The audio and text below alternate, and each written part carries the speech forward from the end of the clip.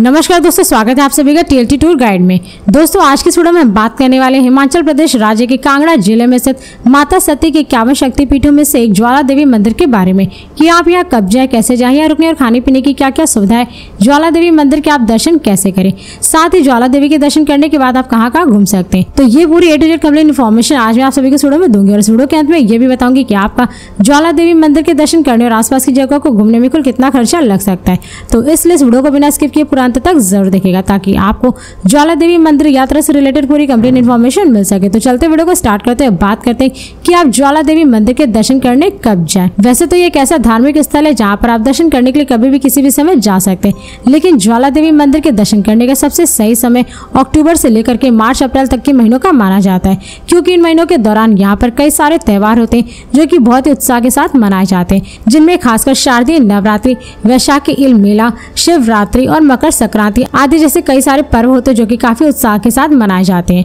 और साथ ही इन पर्वों के दौरान यहाँ पर दर्शन करने के लिए काफी ज्यादा संख्या में श्रद्धालु इकट्ठा होते हैं। दोस्तों अब बात करें कि आप ज्वाला देवी मंदिर कैसे पहुंचे। वैसे तो आप यहाँ पे by train, by plane, by bus और अपने निजी वाहन द्वारा काफी आसानी से पहुंच सकते हैं। दोस्तों यदि आप ज्वाला देवी मंदिर बाई ट्रेन जा रहे तो यहाँ का निकटतम रेलवे स्टेशन खुद ज्वालामुखी रोड रेलवे स्टेशन है, लेकिन यहाँ पर बहुत ही कम ट्रेनों का संचालन होता है। इसलिए अगर आपको ज्वालामुखी रोड रेलवे स्टेशन के लिए ट्रेन ना मिले तो आप अब अंदौरा रेलवे स्टेशन के लिए भी ट्रेन की सुविधा ले सकते हैं, क्योंकि यह रेलवे स्टेशन देश के विभिन्न शहरों के रेलवे स्टेशनों से रेलमार्ग द्वारा काफी अच्छे तरीके से जुड़ा हुआ है, जिससे कि आप दिल्ली, चंडीगढ़, मुंबई, कोलकाता, चेन्नई, हैदराबाद और बेंगलोर आदि जैसे शहरों के रेलवे स्टेशनों से आप ट्रेन पकड़ करके डायरेक्ट आप अंदौरा रेलवे स्टेशन तक पहुंच सकते हैं। और इस रेलवे स्टेशन से ज्वाला देवी मंदिर की दूरी लगभग 40 किलोमीटर है, जिसे आप बाई बस या शेयरिंग टैक्सी के थ्रू पूरा कर सकते हैं। दोस्तों यदि आप इस रेलवे स्टेशन के बाहर से ज्वाला देवी मंदिर के लिए बस लेते हैं तो उसका चार्ज लगभग 80 से 100 रुपये पर पर्सन होता है, और वहीं शेयरिंग टैक्सी का चार्ज लगभग 400 से 500 रुपये तक होता है। और दोस्तों यदि आप ज्वाला देवी मंदिर बाई फ्लाइट जा रहे हैं तो यहाँ के नजदीकी एयरपोर्ट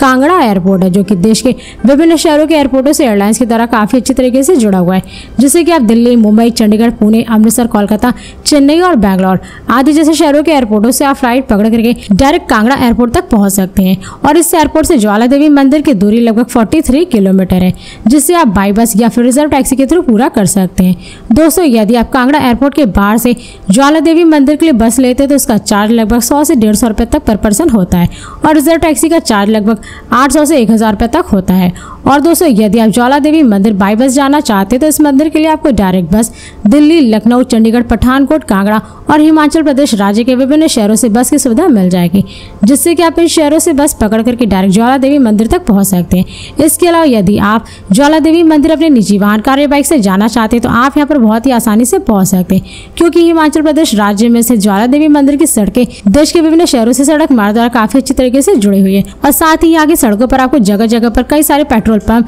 रेस्टोरेंट और प्राइवेट होटल देखने को मिल जाएंगे, जिससे कि आप अपने निजी वाहन द्वारा रास्ते में जगह जगह पर खाते पीते मौज मस्ती करते हुए हसीन वादियों को देखते हुए आप बहुत ही आसानी से ज्वाला देवी मंदिर तक पहुंच जाएंगे। दोस्तों अब बात करें कि आप ज्वाला देवी मंदिर पहुंचने के बाद अपना स्टे कहाँ बनाएं। वैसे तो यहाँ पे स्टे करने के लिए आपको मंदिर के आसपास बहुत सारी धर्मशाला और प्राइवेट होटल देखने को मिल जाएंगे, जिन्हें आप लगभग 300 से लेकर के 1500 रुपए तक में बुक करके स्टे कर सकते हैं। इसके अलावा अगर आप चाहे तो यहाँ हिमाचल प्रदेश गवर्नमेंट की तरफ से कुछ होटल भी उपलब्ध है, जिन्हें आप बुक करके स्टे कर सकते हैं। और यदि आप स्टे करने के लिए डिलक्स रूम की बुकिंग करते हैं तो इसका चार्ज लगभग 2000 से 3500 रुपये पर नाइट के हिसाब से लगता है, और नॉर्मल रूम का लगभग 1000 से 1500 रुपये तक लगता है। दोस्तों अब हम बात करें कि ज्वाला देवी मंदिर के आसपास खाने पीने की क्या सुविधा है। वैसे तो आप यहाँ पे जहाँ भी स्टे किए वहीं पर आपको खाने पीने के लिए हर एक प्रकार का शुद्ध शाकाहारी भोजन मिल जाएगा, लेकिन यदि आप वहाँ पर नहीं खाना चाहते तो आपको मंदिर के आसपास बहुत सारे प्राइवेट होटल, रेस्टोरेंट और स्ट्रीट फूड वाले देखने को मिल जाएंगे, जहाँ पर आप जाकर के लगभग 100 से 200 रुपये पर प्लेट भोजन कर सकते हैं। दोस्तों अब बात करें कि आप माता ज्वाला देवी के दर्शन कैसे करें।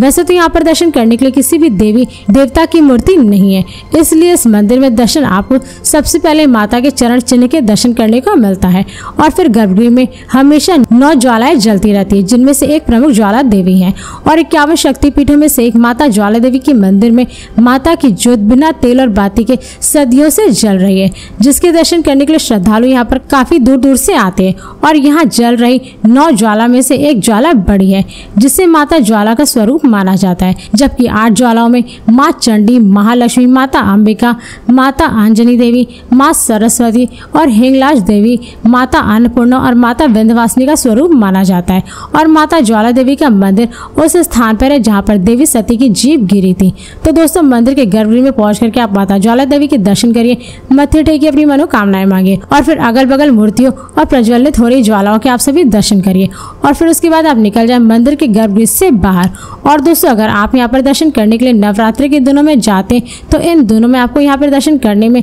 लगभग 2 से 3 घंटे का समय भी लग सकता है, क्योंकि नवरात्रि के पर्व पर यहाँ पर दर्शन करने के लिए श्रद्धालुओं की काफी ज्यादा भीड़ होती है। और ऐसा कहा जाता है कि इस मंदिर में अकबर ने माता ज्वाला देवी को सोने का छत्र चढ़ाया था, जिसे आप सभी देख सकते हैं। दोस्तों अब बात करें कि आप माता ज्वाला देवी मंदिर के दर्शन करने के बाद कहाँ कहाँ घूम सकते हैं। वैसे तो यहाँ आप सबसे पहले ज्वाला देवी के दर्शन करने के बाद शेजा भवन को देख सकते हैं। माता ज्वाला देवी मंदिर के ठीक सामने स्थित इस भवन में माता ज्वाला देवी की चांदी से सजी विश्राम कक्ष है, जहाँ पर माता विश्राम किया करती थी। और इस भवन में महादेवी, महालक्ष्मी, महासरस्वती और महाकाली की मूर्तियां स्थापित है, जिनके दर्शन आप सभी कर सकते हैं। इसके साथ ही साथ आप यहाँ गोरख डिब्बी मंदिर के भी दर्शन कर सकते हैं। ज्वालामुखी मंदिर के समीप में ही स्थित बाबा गोरखनाथ का मंदिर है, जिसे गोरख डिब्बी के नाम से जाना जाता है। और यहीं पर एक कुंड में पानी खौलता हुआ दिखाई देता है, जिसे छूने पर कुंड का पानी ठंडा रहता है, क्योंकि ऐसा माना जाता है कि गुरु गोरखनाथ ने इस उबलते हुए पानी में